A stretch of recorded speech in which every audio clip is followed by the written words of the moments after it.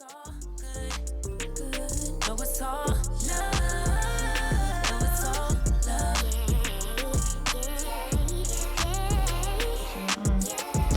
Hey guys, welcome back to the Modern Polygyny podcast, the only podcast where 1 + 2 = 1. I'm Ray. I'm Prince. And on this podcast, we discuss polygyny and relationships in general. We encourage, uplift, and support those living a polygamous lifestyle and those who have a genuine curiosity. Other topics we will be discussing are family and wealth building.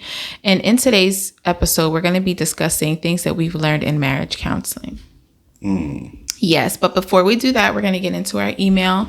And if you guys would like to send us the email and want it read, you can email us at modernpolygyny@gmail.com. So today's email: Dear Modern Polygyny, I have been following you guys for the past few months and I love your channel. My husband and I have been looking for a second wife. I have a friend that I would love to introduce to this lifestyle and I want her to be my sister wife. How do I approach her with this? Ooh.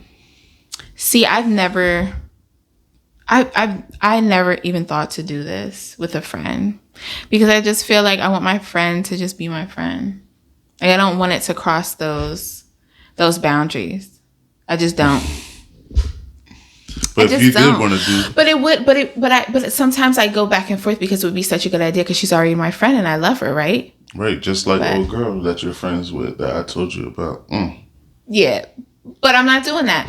But what I'm saying is, I don't know how you would approach this.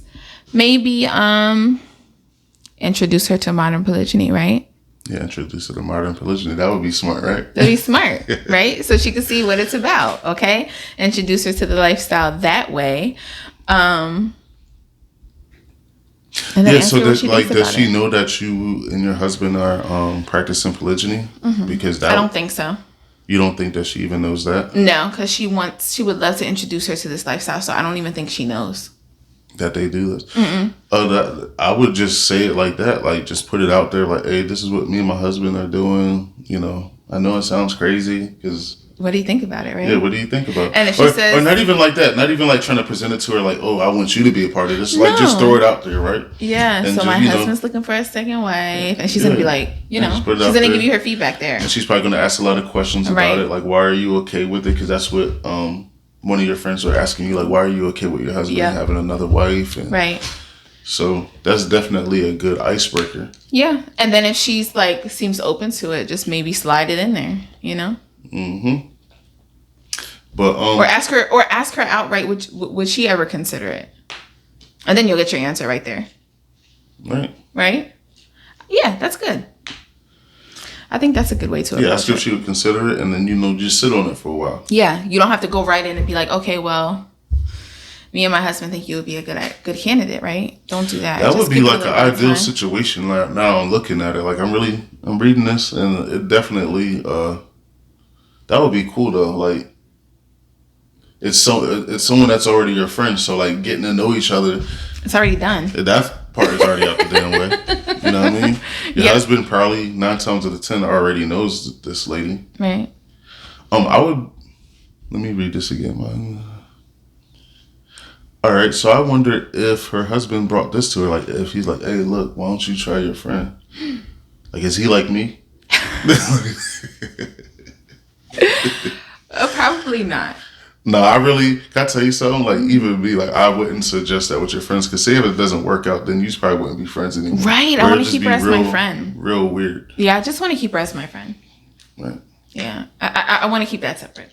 So, but yeah, if you want to, maybe y'all two can go out for lunch and you tell her, hey, my husband's looking for a second wife, blah, blah, blah, blah, blah. And she'll ask a bunch of questions. You give her a bunch of answers. And then you ask her, would she ever consider it? What does she think about it? Right. And then give us some time.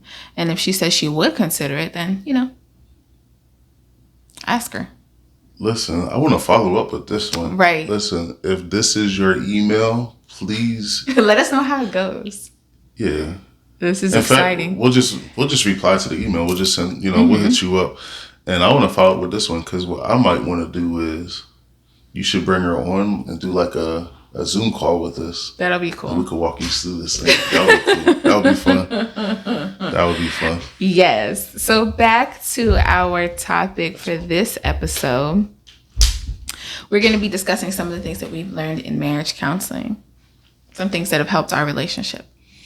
Okay, so the first thing that I have down is that you shouldn't. This is what I remember, and I remember this one. This is like the biggest thing that I remember this series. This is the biggest thing I remember too. I remember this one. Right. So the biggest thing I remember, one of the most important things that I remember, was you shouldn't withhold sex from your partner. Say it again. Say it again. No, but honestly, that's something that I remembered clearly, because I think women do this a lot. Women do it as like some type of form of punishment for men. Like, oh, well, this is like the most important thing to you, so you made me upset today, so you can't have it. You know what I'm saying? And that's not right. It doesn't work like that. No. I don't think it should work like that. At least my marriage counselor told me it shouldn't work like that. It shouldn't work like that. Because you got to figure, in a marriage and a relationship, you already have things that affect intimacy. So like having a bunch of children and work and everyday life and stuff like that, you know, you can't always get it in as often as you want already. Right. So to add to that, if you're withholding sex because of other reasons, or because you're mad today, or you just didn't feel like you ain't in the mood, like, we got to figure something else out. Like, we got to figure something out. Now, if you have a headache and you don't feel good, that's a different story. Yeah, that's different. But to do it just because. If you have a cold, I'll just give you some NyQuil and we get, you know, you could go to sleep. Don't say that. Oh my goodness. Yes, but this is not the right thing to do if you and your partner are upset with one another. Right. Yeah, so do not withhold sex. So I learned that in marriage counseling. Another thing that marriage counseling taught me, this is a big one for me, is to fight nicely. I said, that's like an oxymoron. Like, how do you fight nicely? Well, yes. Like, fighting and nice is not, it don't go together. It does. But when it was explained to me how to fight nicely and what fighting nicely is, it's I think it's definitely important, because I have it's just natural. Like, you know, I come from a rough background, so I don't know how to fighting. You're at war, right? You know what I mean? You're trying to hurt each other, right? So it kind of carried over into relationships, you know.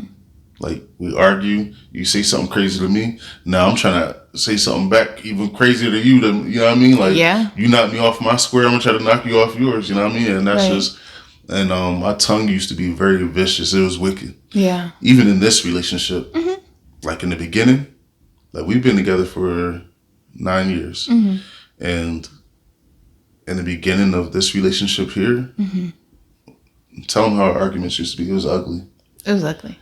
Because she'll say something to me, I get offended. I'm like, what? And my intention was not to offend him, but he took it offensive, and it like, he went from 0 to 100 real quick. Real quick. Listen, I played 0 games. And then in 10 minutes, he would tell me how much he loved me. And I couldn't receive that from him, because after you say all that wicked stuff to me, then you love me 10 minutes later. Yeah. Thank you guys so much for watching this video. You can listen to the rest of it on all major podcasting platforms, such as Google Play, Apple Podcasts, Spotify, and Amazon. Thanks again so much for watching, and we'll see you guys in our next video.